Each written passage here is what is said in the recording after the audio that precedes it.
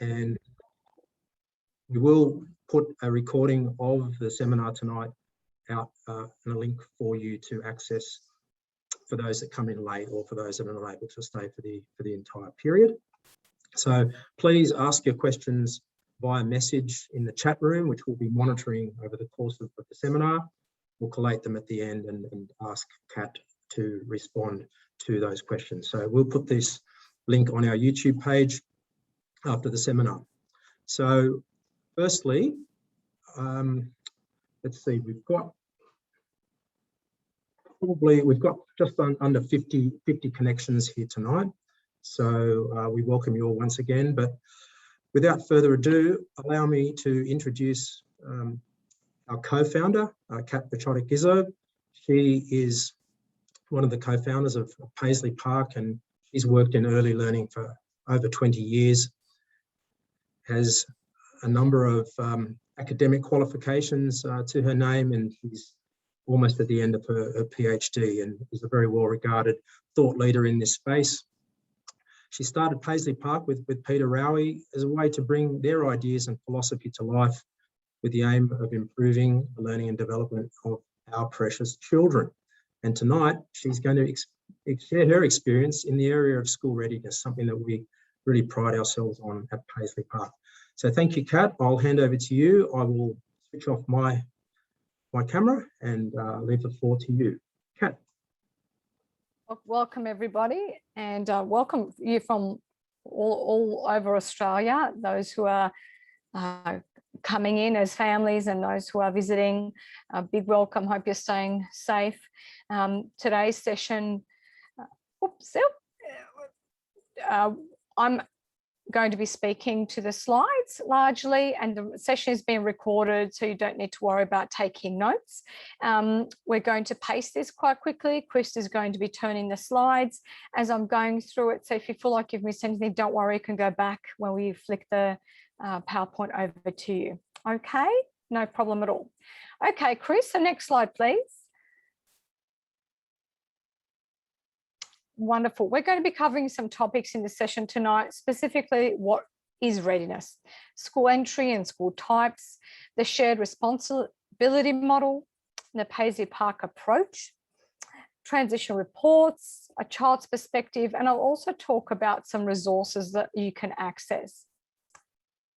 What we'll also be doing is answering some common questions, and some of them are there on screen. I'm sure you have far more than that, but over the months and over the years, in my experience, parents have asked me those top 4 questions. When do I have to send my child? Where do I send them?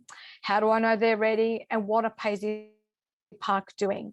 And these questions will be answered with lots of other information that will also be shared. So let's get started. What does it really mean to be school ready? School readiness is a measure of how prepared a child is to succeed in school, cognitively, physically, socially, emotionally. So we mean the entire child, the whole child, not just, whether they can, whether they're able to put on their shoes or do up their, belts or jumpers. It's encompassing the entire child. So for example, at Paisley Park, we look at readiness through that particular perspective, all aspects of the child. So I want you to think about that. Your child might be confident in one area, but they may lack confidence in another. So we want children to actually be ready across the board in all those key areas. There are some misconceptions about readiness, and these have been perpetuated traditionally and over the years. And there are some parents who do have perceptions about what readiness is. And I want to just talk through some of those.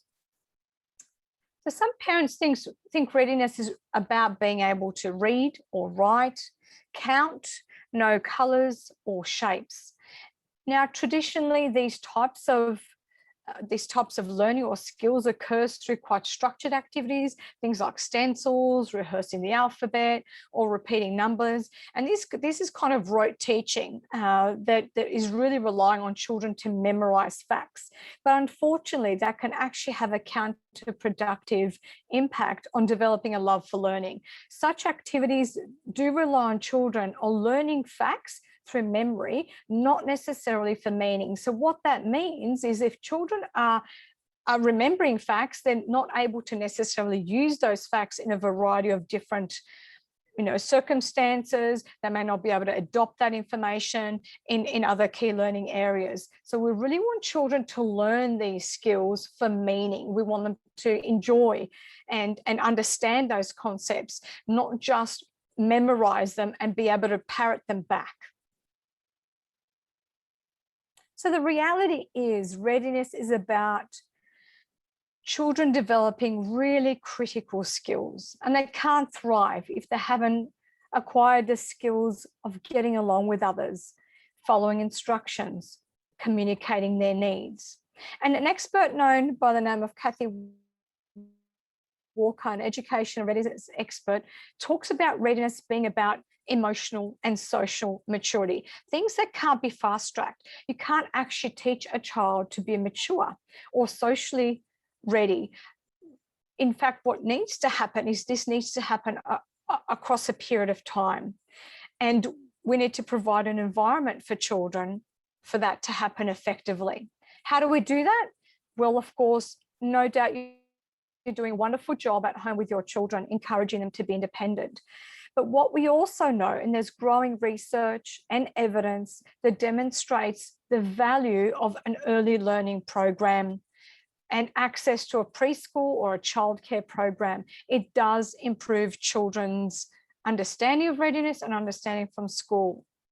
We have lots of research to go by, for example, NAPLAN scores. And in 2013, NAPLAN scores of children who attended a prior to school context performed better in reading, spelling, and numeracy. This trend continued in 2015, where they actually performed better academically. Now, the data and statistical data takes years to come to light, but the 2017 results are starting to come through. And again, we're seeing very similar evidence that children who have attended a prior to school context before school do perform better.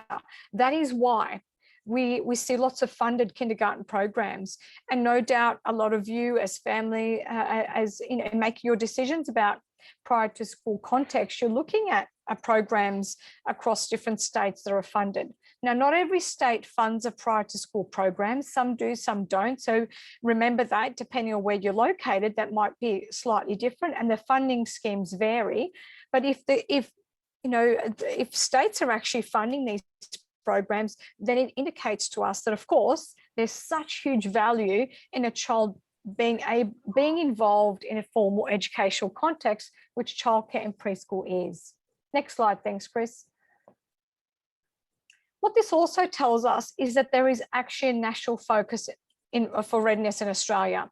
So in 2011, which was the exact same year as the National Quality Standard was introduced in early childhood, a lot of policy documents have been developed in Australia that focus on two key principles. The first one, that transition to school is a continuous process. It is not something that happens at the end of the year and a month beforehand.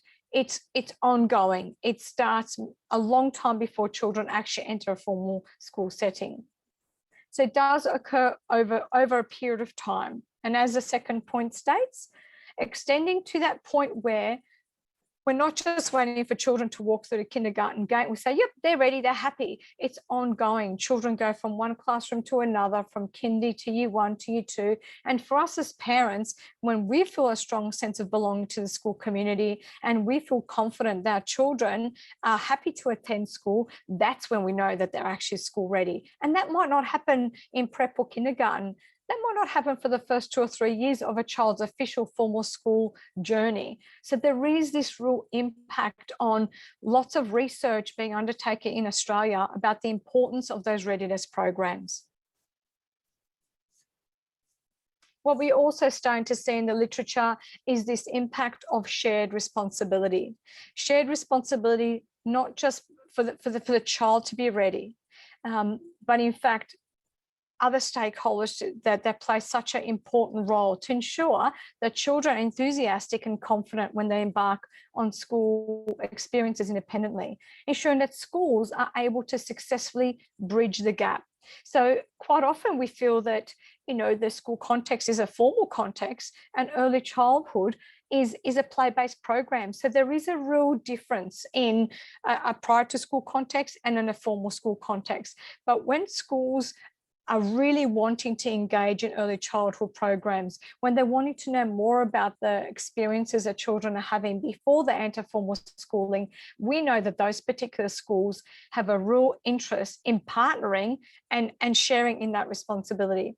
And of course, as families, our responsibility is to ensure that we are positive and we have positive attitudes about prior to school context. Now, you might have your own experience, and that might not have been a positive experience about school. I'm sure some of you sitting in the audience now can still remember when you first started school. But for us, it's important to remember that when we are positive about that transition, the children are listening to those discussions in the home environment about big school and how exciting it's going to be and how wonderful the opportunities are going to be created for, various learning activities and so forth. When we talk about it often and we're positive about it often, we know that readiness becomes a very successful process. We're going to watch a bit of a video now, and there's a lot of information in this video that really talks about that shared responsibility. So I'm going to mute myself, and hopefully, fingers crossed, everybody, if technology goes in our favour, we won't have any issues with this video. So I'll mute myself, and Chris, you sit in the background. And what would be good is if you could let us know in the chat room if you can hear the audio.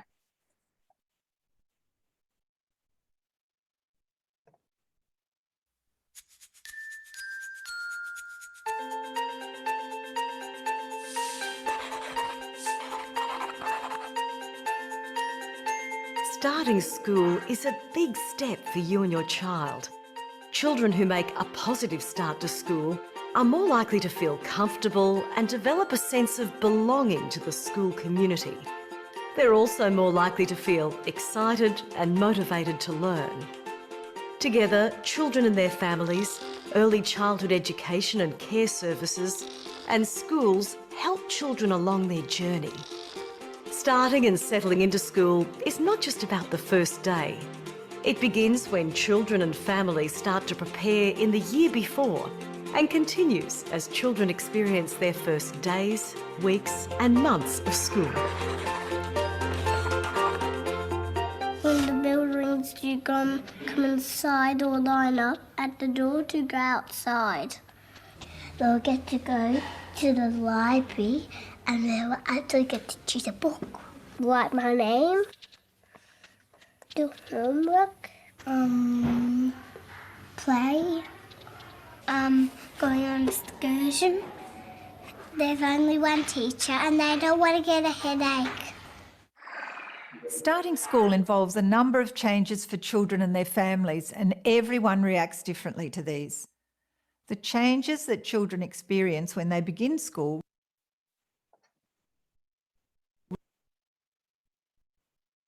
relate to the new physical environment, which is often bigger and busier, the new rules and procedures for the school day, the relationships that they'll need to develop with teachers, staff and other children, and of course the new learning experiences that school offers. As a starting point, it can be helpful to think about how your child copes with change and how you've supported them through change before.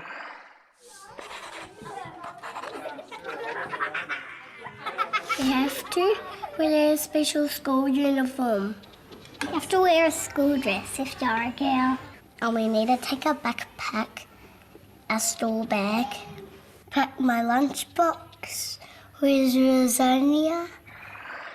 There's a range of skills that your child has been developing that will help them as they settle into school. Some of these areas of development include their social and emotional skills, their independence and their learning skills. Social skills include being able to share and take turns, spending time talking and playing with other children, and understanding how to be a good friend. Being able to manage emotions are important skills for coping with challenges and for getting along with others. A child's independence develops as they're encouraged to do more things for themselves, like getting dressed, packing their bags, making their own decisions. And then there are the learning skills, like being able to listen to a story, stay focused on a task, share ideas with other people, and make choices between activities. These provide the basis from which children learn the more academic skills of reading and writing. Children have different rates of development, and they won't all have these skills when they start school, but they will learn and develop them over time. Sometimes parents worry that their children should be able to write their name or know the alphabet before they start school. These skills are important, but not all children are ready to do this before they start. Building on a child's skills and strengths helps ensure they're prepared for the changes that school brings. I guess what I tell parents is that school will continue to build these skills. That means emotional skills, social skills, academic and creative skills. When it was my first day and my dad left, I was a bit sad. And my mum and dad came to school and they dropped me off. I was a bit sad. Sometimes when you're starting, you might feel a bit scared, and I feel like, yeah. But I was happy as well to start. You know, like any parent on the first day, it's quite upsetting seeing your little child and seeing them in their school uniform for the first time in front of the other kids too. It's they actually look so tiny. I did notice some kids looking a little worried, but I think because most of them had done that transition to school program and the parents had been given literature about how to prepare their kids, I think most kids weren't nervous as such. What actually happened was that, we took her down there, gave her a quick cuddle, said goodbye, and that's it. She was so excited she just walked off and, we left standing there going, where do we go now? Making a positive start to school helps your child to continue to develop their social, emotional, independence and learning skills, which all contribute to your child's mental health and well-being. Children who are mentally healthy are better able to meet life's challenges. They're also better learners and have stronger relationships.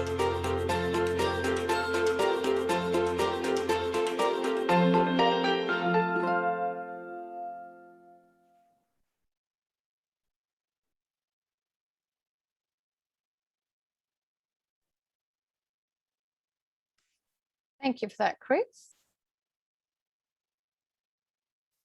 And that little clip was designed as a bit of a summary of the key things that we know that school teachers look for, but just some experiences. Isn't it interesting what children say about their own experiences within that particular school context?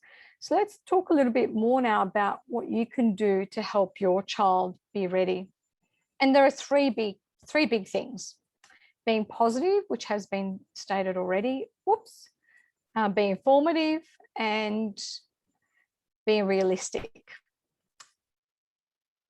Okay, next slide. So being positive. Staying in school is an important milestone in a child's life. And as I'd mentioned before, being positive about that transition helps them to also foster that enthusiasm. If you talk positively about school and the activities that your child's engaging in, and the fact that it's fantastic, it's new, and that you're sharing in that journey with them by engaging in that conversation after school when you've picked them up, or, what book they read, what experience they had, making lots of providing them with a feedback like, wow, that's really exciting, and I wish I was there. When you use that dialogue, when you talk positively, children develop the enthusiasm, not just for that kindergarten classroom, but for lifelong learning. And they want to know more, and they want to engage with the teacher, and they want to understand more concepts. So it really comes down to how positive you are within those conversations. What's important to remember is that children are going to be making lots of transitions within the school system itself. They're not just going they're not just going to stay in kindergarten for 12 years. They're going from kindergarten to year 1, to year 2, to year 3. And then when they, at the end of year 6, they then go on to high school. So that first transition experience, and it starts now. If your child is in our Einstein room or is in 4, they're about to start school next year, then it's those positive conversations now that are going to lead to a successful transition to kindergarten or prep, depending on where you're located. Then it will also become the exact same. It will just be a hit repeat when your child is in year 6 and they have to move on to yet another new educational context. So we talk about lifelong learning, we really mean that. Whoops, back to the previous slide, please, Chris. So it is actually really, really important that all of us, early childhood context, schools and families, we play a critical part, and we need to partner in those conversations and be aware of the feelings that children are having about that school transition and the conversations that are going on with you at home with your child. We really want to know about those because we can pick up on them and continue that conversation within our own contexts. Being informed. Now, I appreciate that the parents in the audience are from across Australia. What's important is to understand the school entry requirements, and they're not all the same. Every single state has slightly different requirements in terms of when children are transitioning to formal schooling. In some states, children don't transition into a formal schooling as such. They're going to what's called prep, and then they go into the first official classroom year. In other states, kindergarten is kind of like the first year of school. So if you have a look at that information that's up on screen there for your relevant state, being aware of when your child's turning 5, whether they're coming up to that, where they're in that kind of zone where they could actually be held back or they could be sent early. All those conversations are really, really important to be having with your preschool teacher, with your teachers in your Einstein room, for those of you who are at Paisley Park, because that's a very important decision to make. Your child doesn't have to go to school if they are not ready, unless, of course, they are in the year that they're turning 6. At that point, if you know that your child's turning 6, the year of that first beginning kindergarten or prep in some states, and you're still concerned, that might be a very different conversation to be having. But there is a perception that my child's 4.5, I've got to send them to school next year because all of their friends are going. That's not necessarily the case. And a lot of families choose to actually hold their children back that extra year. And we can talk a little bit about the benefits of sending children to school early and also the benefits of holding children back, because that needs to be a decision that is made on the basis of your individual child's needs. But we can pick up on that later on in the session. So please find out with the relevant state you're at, when it is required, when your child is required to enter into a formal school setting. The next thing to find out about the school types in your local area, and there's a great Australian school directory, and the link is at the bottom of the page there for you, that you can search by postcode, you can search by suburb, and up will come a big list of different types of school. And generally speaking, there are 3 types of schools: government, public schools, and these tend to be state and territory funded, so they're free of charge. They're called public schools, and they're in your local area. There's probably one around the corner from where you live, and it is a fully funded program without any out of cost for you.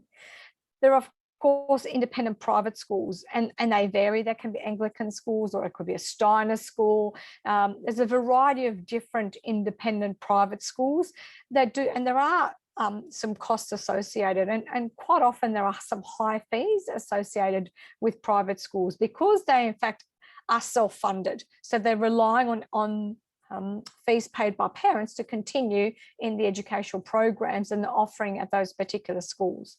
Then, of course, the third option are Catholic schools, and there's usually a Catholic school in every local government area, and they're a bit of a mixed bag. So whilst they are state and federally funded, depending on the model within your particular state, there are some fees required. So they're a bit of a mix. And of course, when you think about Catholic school, there is that religious expectation for Catholic school, for commitment by the family to engage in that kind of content, and for children to undertake those lessons. So there's lots of decisions for you to make. You might want your child to go to the school that you went to, or a child, or where your sibling currently goes to, or perhaps a recommended school. But it's really important to look at each of those school types and make an informed decision. Every single school will be different. If we look at a government school specifically as one example, there are different tiered schools. And they're based on the size of the school. You can have a 1-unit school, and what a 1-unit school is that there is one classroom per grade. So there's only one kindergarten, one year one, one year two, one year three, and so forth. So there's only one classroom per grade. A 2-unit school goes up 2 kindergarten classrooms, 2 year one classrooms, and on it goes. 3 units, 4 units, and so forth. So there could be a public school that's quite a small community school, or a public school can be enormous, can have over 2,000 students in it. So it really depends on what is right for your child. Similarly, with an independent private school, can be the exact same scenario. What is interesting with some independent private schools is the adoption of very interesting models, models where a number of grades actually coexist in the one classroom. So an example of that would be that there would be kindergarten, year 1 and year 2 children in the one classroom made up of, say, 60 children, and there might be up to 4 teachers in that classroom. So the benefits of a model like that is if you have a child that perhaps is quite academic or quite able, and perhaps is working at a higher level than a lot of the children, of their own age, then they can actually be supported by older children within that classroom. Of course, the downside is that it's a large classroom, very busy, very noisy, many students doing all sorts of different things at different times, and there being a number of teachers. So again, huge benefit for that multi-age, multi-interest level kind of an approach. And if that's something that really interests you, I would really, really encourage you to research that. And certainly a lot of Catholic schools are adopting that model as well. Okay, you'll see some public schools too, schools that have, for example, a classroom made up of 20 children. There might be 10 kindergarten, and there might be 10 year 1 students. And usually that happens when there's a surplus of, say, kindergarten children coming in, but there's not enough of them to make up a classroom. Okay, so generally speaking, a classroom is usually a minimum of around 18 to 20 children. If that classroom doesn't get made up to that number of children, then it's broken up, and you might have a kindergarten and year 1, or a kinder year 2, and there's a variety of different models that are available in schools because of those constraints. One key thing that I would really encourage you as parents in terms of being informed is to find out the model that is available in your local school. That's one critical thing, but also find out the size of the classroom. Because it varies from school to school. You can have a kindergarten school in a public school system that has 20 kindergarten students, and you can have a kindergarten Catholic classroom with 32. And that's been my own personal experience, that depending on the school, depending on the model, depending on how much funding, you may actually end up with up to 10 to 15 more children in the one classroom with the one teacher.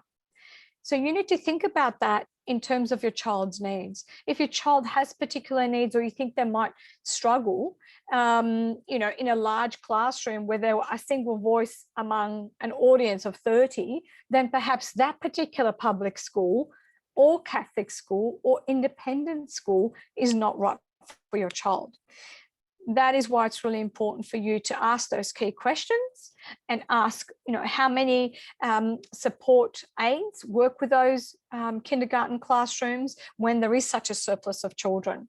So the kids start asking lots of questions, make some decisions, and connect with the people that are making those decisions in the schools, some of the head teachers, the counsellors, the librarians, and all of those critical personnel that know how that school actually functions internally.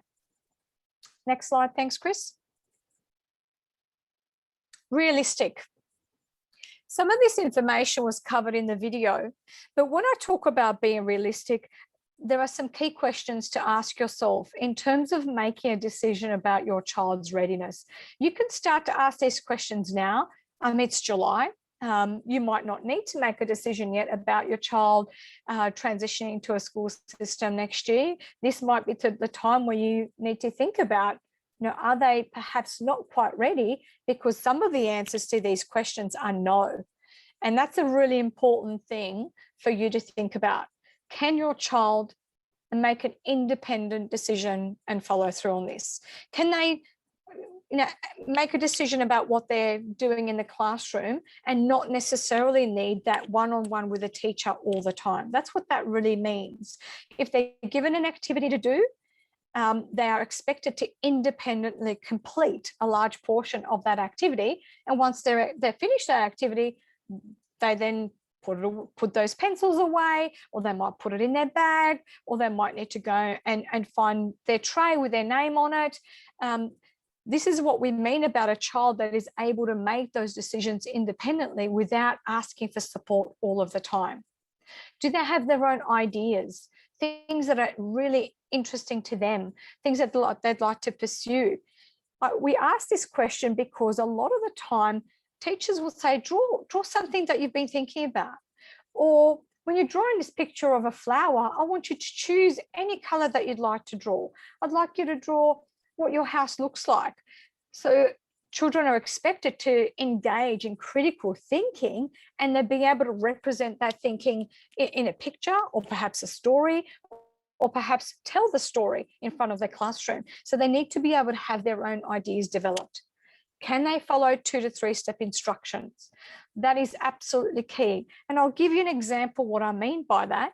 And we do this a lot in our services, when we give children an instruction such as, go and get your hat and go over to the sunblock station and put your sunblock on. So there's 2 instructions. Now, the reason why it's important for children to be able to follow 2-step instructions is because, generally speaking, routines happen in a sequence, and there's only one teacher in the classroom. So that teacher can't be saying to, say, 30 children, go to your bag, and then wait for them to go to their bag. Now get out your book. They'll wait for them to get out their book. Now get your pencils, because of course that takes a lot of time and activities need to get started. So your child needs to remember not just the first or the second, it might even be a 3rd instruction. And we do lots of these things in our Einstein rooms, where we do engage in these kind of conversations with children. So perhaps you can start doing that at home as well. Can they move on to new activities easily? A school context has a very particular routine and timetable. It's not a play-based program where it's free and flowing and children can come and go as they please. It is based on strict timetables.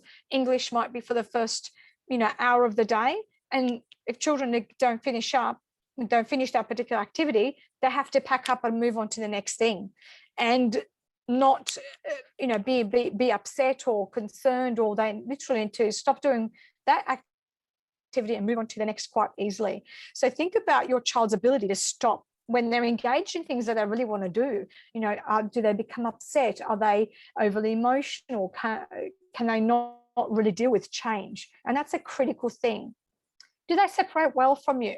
When you're taking them to an educational context, are you saying bye and off they go confidently on their own? If the answer is yes, then they're demonstrating readiness. If they are holding on to you, not really wanting to go, mommy, don't leave me, or daddy, or they're crying and they're finding it really, really difficult to settle, then maybe showing signs of separation anxiety. And that's going to become even harder for them at school, when it is very much You need to go now. You need to leave your child. There isn't time to do the hugging and the goodbyes and I love you and kiss you and I'll stay for 10 minutes. That's not available in a school context. It's we're starting to learn at 9 and mum and dad need to go. So that's a really good one for you to think about. Do they show interest in other children? Do they interact with other children independently? Can they express feelings and their needs using words and gestures? Can they focus on a task and complete that task? And how do they deal with frustration when things go wrong? Because in a school context, they're going to get thrown with all sorts of challenges, and we want them to be able to cope with those challenges, to build up that resilience, to be able to deal with different changes, as will happen all the time. Because that's how we learn to deal with a big wide world where there's lots of unpredictability and unfamiliarity. So there's some key questions for you to ask yourself and your child as well as you engage in those conversations and making those key decisions.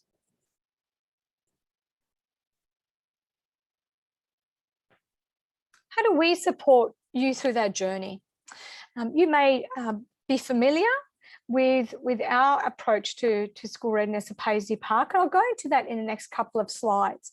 But what kind of things do we do to support you? And this is not just about things that happen in the Einstein room. They happen throughout all of our rooms, but certainly in our Picasso and Einstein rooms, we're starting to see those independent skills really, really critical to focus on.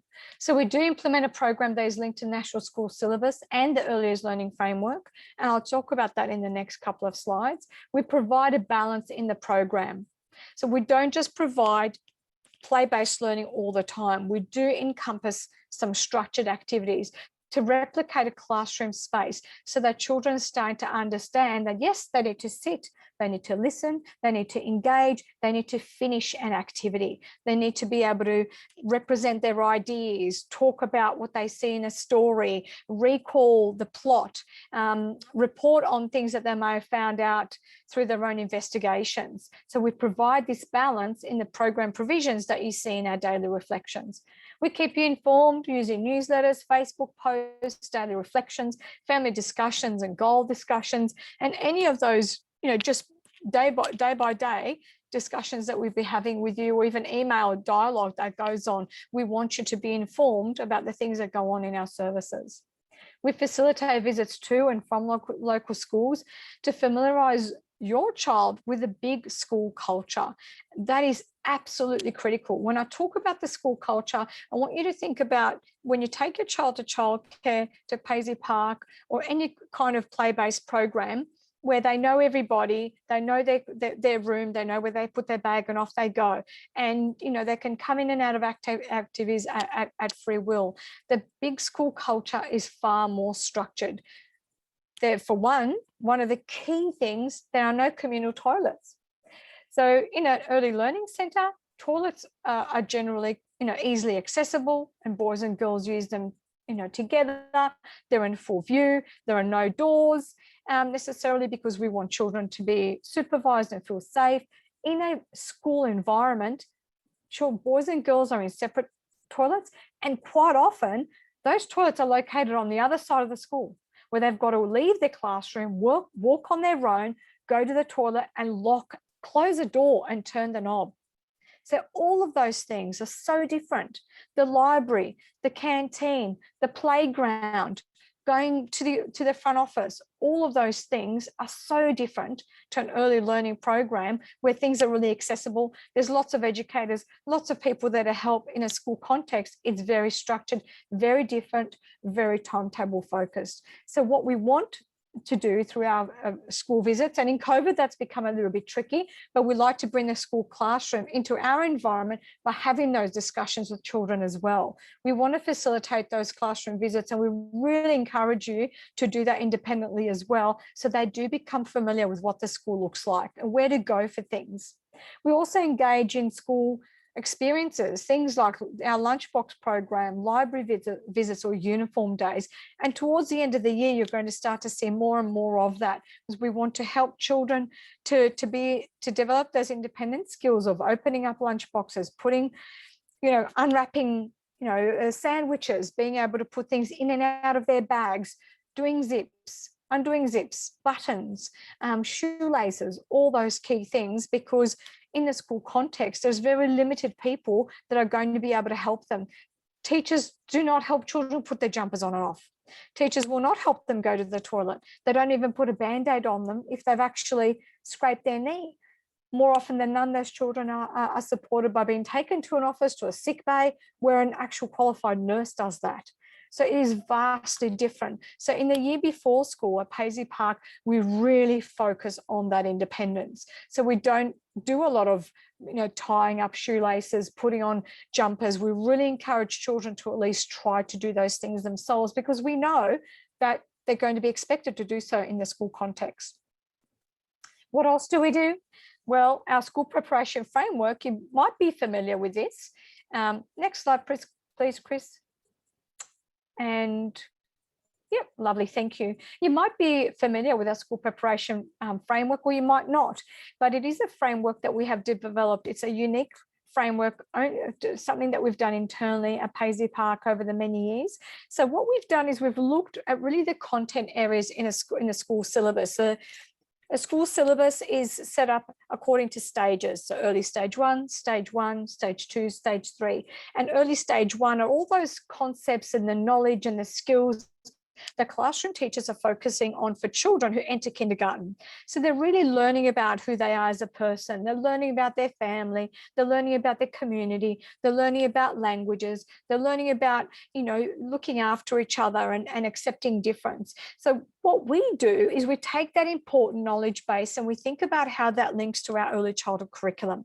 And what you see in red as appears on that table is the links that directly relate to the earliest learning framework under the key learning area of languages, because languages is actually a key learning area in the school syllabus. Likewise, English, maths, science, history, society, physical education, and all those important other key learning areas. So we make those immediate connections and then generate some experiences that children can actually start to learn about before the school context. So we don't replicate them exactly, because we know classroom teachers have their work cut out for them when they enter the school, but we want to bridge that gap. We want children to be challenged a little bit beyond the earliest learning framework and start to learn the concepts of what's expected in the school syllabus. So when you see our provisions, next slide please, Chris, which are sent to you in our daily reflections, you see at the top of our slide there, all those key learning areas that I'm talking about. And under the key learning area of languages, as we saw in that previous slide, we look down and you see the circle to how we've linked to not only the earliest learning framework, which really encourages educators to build on a sense of belonging, culture, respect, and acceptance. We do that by engaging children in important dialogue around culture, around local culture, as well as their own community culture. So next time you see your child's daily reflection and you see these provisions as appears in that daily reflection, you'll now know that those key learning areas as appear at the top are direct links with school syllabus, and how we're implementing activities matches neatly into the earliest learning framework, which is an outcomes-based program. So we're really proud of that program. We think it's a wonderful way to bridge that gap. And it's a term-by-term program that just evolves and moves, and they're building blocks and foundational knowledge base. So we're quite excited about that. Please engage in some further information with your room leader and the education leader in your centre, and they'll be able to tell you more information about that. What else do we do at Paisley Park? Oh, the next slide actually demonstrates quite specifically a particular activity that you may have seen in the actual daily reflection that really fleshes out what happened with that activity. So you can see from that provision table to then the activity that Sinead in this picture in our service in Randwick was implementing, how children are actually engaging in that key learning around culture. Next slide really talks about a very important part of the school transition process, and that's called a school transition statement. So coming up to the end of the year, each of our services look at compiling a developmental statement, and what that looks like is different in every state. There's an actual online process. You'll see this, the sample on screen now is directly from Victoria. New South Wales has an online process, and similarly with Queensland. Tasmania and South Australia are yet to develop a formalised transition to school transition statement, which I'll talk about the process in a moment. But what we do is that we use all of the other templates that we've got accessible to us to provide you with that information. So their statement is essentially a report on your child's journey throughout that last year of school. There's an opportunity for you to talk to us about the things that you've noticed about strengths of your child. There's an opportunity for your child to actually draw a picture of themselves. There's detailed information about how well your child is performing against key learning outcomes in the early years learning framework around literacy, numeracy, around confidence building and social emotional skills, and all those important learning dispositions. And what happens with that statement is it's compiled in partnership with you and us, and then that transition statement is sent to your local school, to the school of your choice. So the classroom teacher is already gaining an insight into where your child is at, what they're learning about, what they're interested in doing, what you're concerned about, what things would you like to focus on. So it's a really wonderful process to, again, bridge that gap. We're going to start that process in around, usually we do it in October, November. So when you start to see information come through our daily reflections or notices or in our newsletters asking you to come in and participate in that dialogue, we might send a statement across to you or provide you with a link and ask you to add your section in the family section of that transition statement. Then you'll at least become familiar with that. If you're not sure about what the transition to school statement looks like for your state, then again, please engage in that conversation with your centre director, and our portfolio leader will definitely help to provide you with further information. The next lot of slides provide some samples of learning in action. We've got about 3 to 4 minutes left before I open up the opportunity for you to ask some questions. But for these next slides, you're starting to see how our school preparation program actually embeds that critical content, and how children are engaging in that school preparation content that really prepares them for that formal setting. So here we're seeing mathematics. We're seeing young children counting butterflies, grouping them, and that's about predicting and representing data and compiling statistics. And I mean, they're quite abstract concepts, but we don't realize that very young children engage in this learning very early on as they gather information, putting things into groups. That's in fact when they're learning about those key mathematical areas. The next one is an example of science.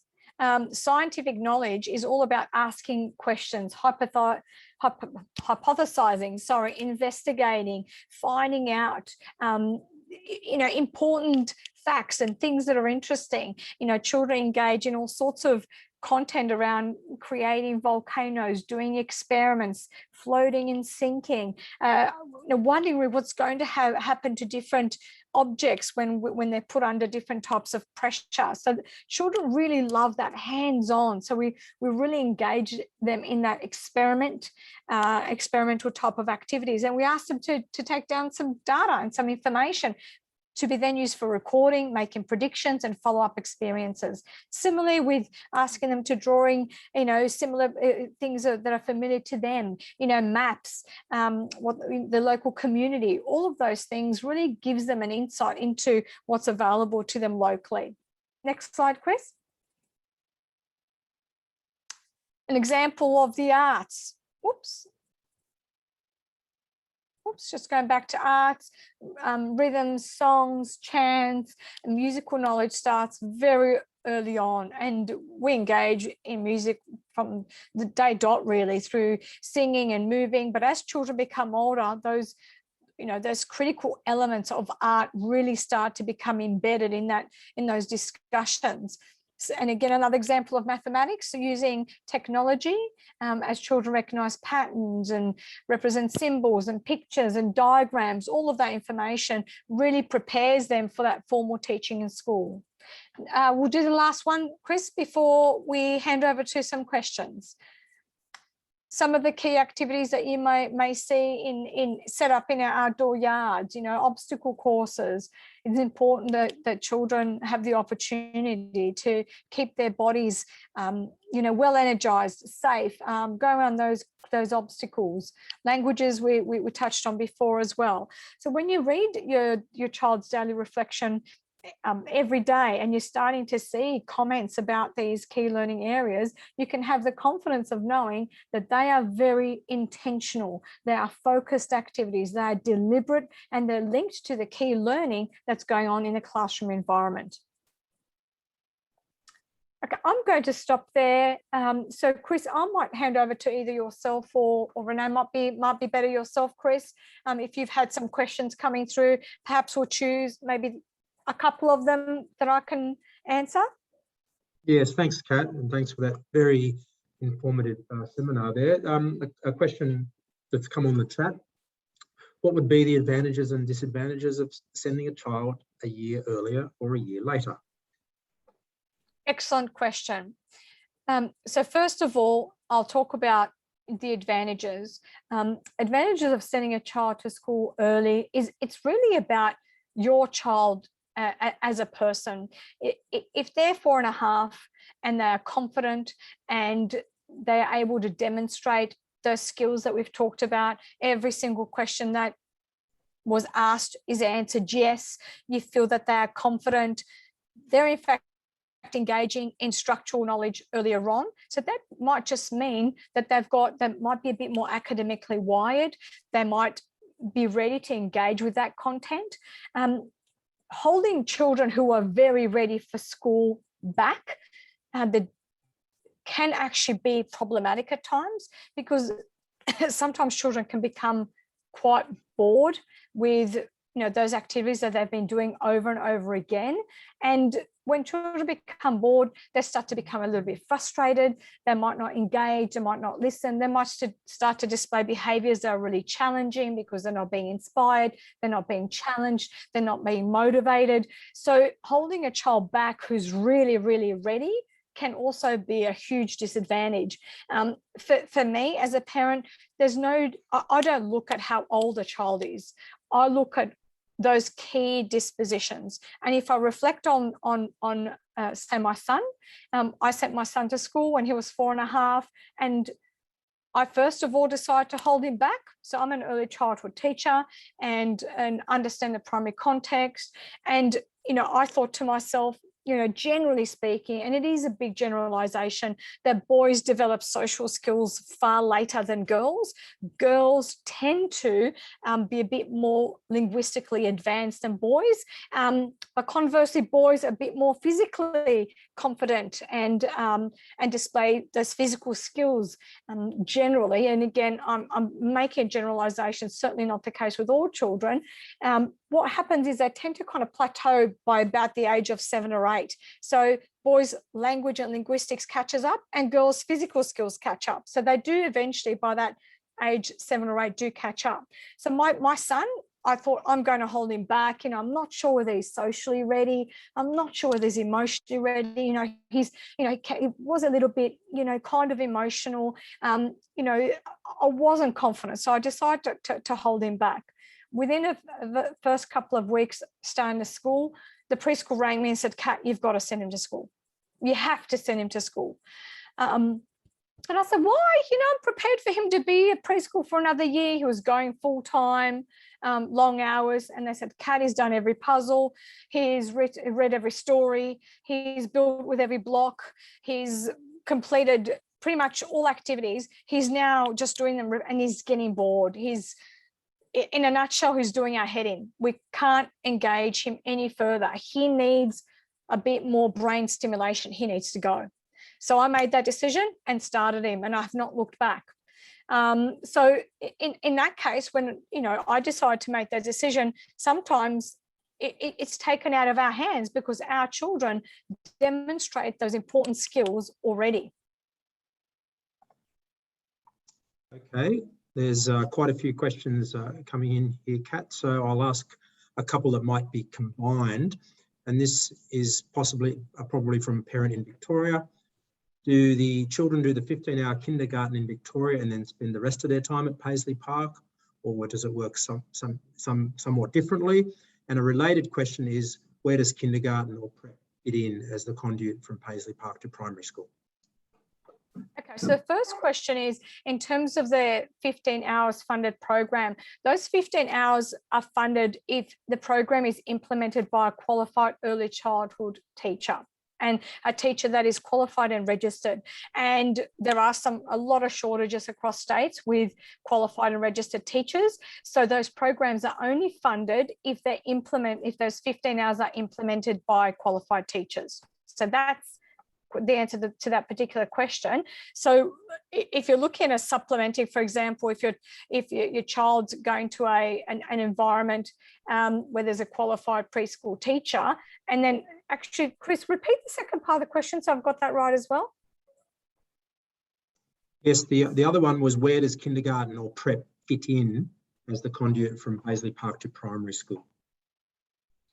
That would vary in each state. In the case of New South Wales, a childcare space and a kindergarten don't offer any different program. So, and generally speaking, irrespective of whether your child goes to, say, a kindergarten, early childhood kindergarten program, early childhood funded program, they're actually implementing the exact same framework.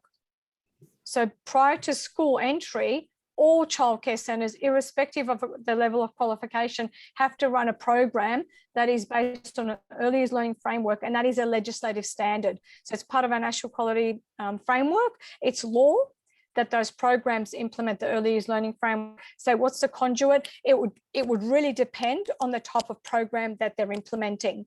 And if you're really interested in knowing more about that, is have a look at how much of a balance there is for a play base and structure. What you're wanting to see in a prior to school context is that your child is able to engage in just as much play as structure. One thing I will also mention is a long daycare centre, in the case of Paisley Park, is open for 12 hours. They're open from 6:30 a.m. to 6:30 p.m. A preschool program tends to only run from 9 till 3. Okay, so in terms of Paisley Park, if your child, say, comes in at 7 o'clock in the morning, they tend to engage in play-based programs. By the time, probably around that 9:30, our structure kicks in. That's when you're starting to see that real focus on activities, that focus on the school transition program, the focus on those key learning areas, activities, small group, music, movement, structured story time, mathematical learning, all of those key things. And then from, say, about 2:30, 3 o'clock till, say, 6:30, depending on when you pick up your child, back to play-based learning. So that's kind of how our program fits in. Okay, thanks, Kat. We've probably got time for one more question. What's the best way to compare which school is good and which isn't so good? Do we look at NAPLAN, or is there a better way? Look, NAPLAN is only one measure of scoring, and it's not a measure of your child's learning overall. When we think about NAPLAN, is only a measure of numeracy and literacy. Okay, NAPLAN doesn't measure a child's skill in the arts, in science, in history, in any of those other interest areas. So I would not necessarily look at NAPLAN. If you're looking at, oh, this school scored really high in their NAPLAN results, the first thing I would ask is, what are they doing for other subjects, other things that I know my child is interested in, other avenues that my child would want to pursue? I would ask lots of questions about the structure of the classroom in that particular school. You know, will your child struggle in a really big space? think about your child and the way that they settle. Are they better off in a smaller environment when there isn't that complexity of moving between multiple classrooms, going between huge spaces? Schools can be massive. Some parents, in fact, start their child at one school and then move them. So they might start them at a small school in kindergarten year 1, and then when their child develops that confidence, independence, they sometimes move them on to bigger schools based on that decision. And it's really about your individual child's needs. Talk to your preschool teacher or your Einstein room leader. Get to know, how confident and independent your child is, what kind of environment would be best suited for them, and then make your decision based on the schools that are offered in your local area. One of the key things to remember is that if you're going to a paid school, independent schools, fees can be quite hefty. You could be paying anywhere from $5,000 a year to $40,000 a year. And I don't exaggerate when I say $40,000 a year. Some independent private schools charge huge fees. Then there's the other factor, do you want to focus on religious education?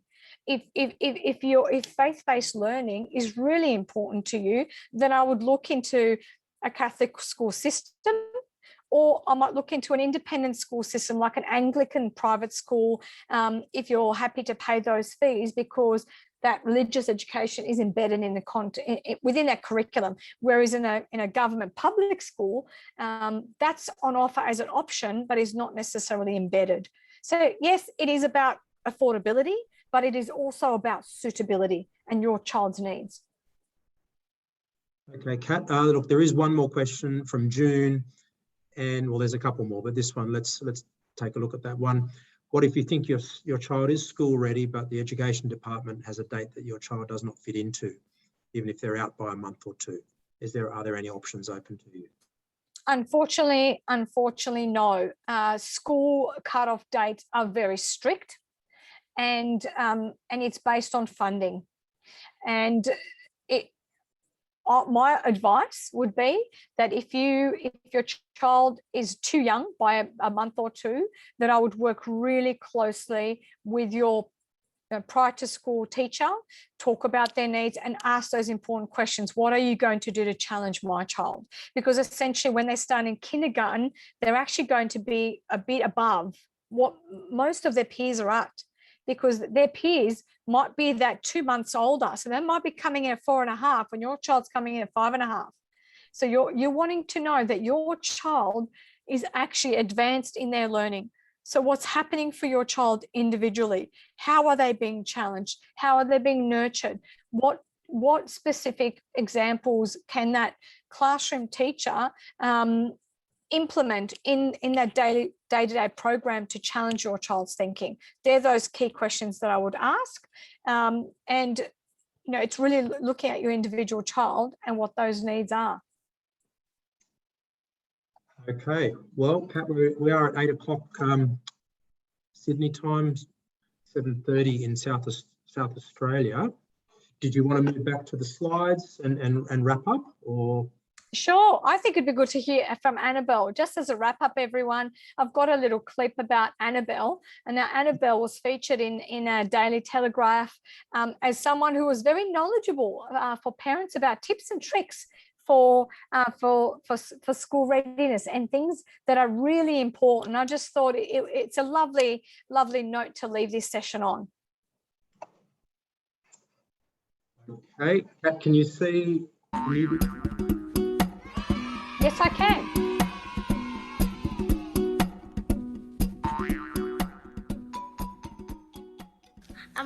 You need to be nice and generous, be organised, get your things ready, be ready to learn, and try not to forget stuff. Like, be nice, generous, yep. And I would say hello to people, and I think you can't say mean things. If you say mean things, people will think that you are being a bit mean and they don't like No one mean likes people. No, that's right. I think playing with your friends and learning different things. Okay.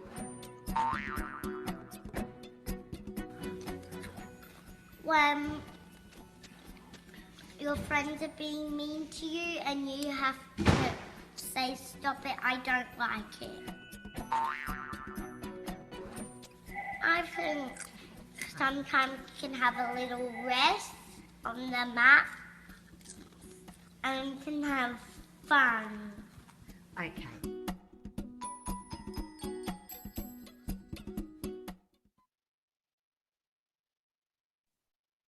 Well, I tell you what, if your child can be as confident whilst eating crackers and answer those questions, Annabelle's definitely ready for school. So thank you, Annabelle, for those important tips. And thank you, everyone, for being on this session.